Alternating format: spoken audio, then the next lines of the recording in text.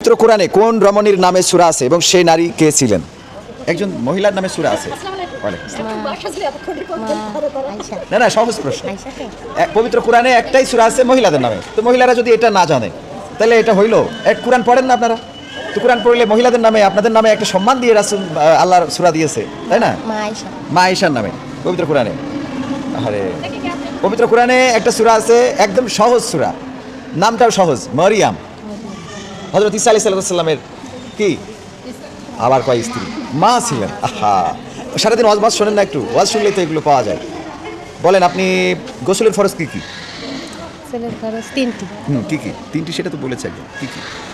যোহর, হ্যাঁ, যোহর, জোহর, আসর, আসর, মাগরিব। হ্যাঁ, জোহর, আসর, মাগরিব। গোসলের ফরজ তিনটি, জোহর, আসর এবং মাগরিব। উত্তর ভুল, আপনার জন্য 500 গ্রাম গরুর গোশত। গোসলের ফরজ তিনটি, একটা হলো গড়গড়া সহ কুলি করা, নাকের নরম স্থান পর্যন্ত পানি পৌঁছানো এবং সমস্ত শরীর ভালো করে ধৌত করা।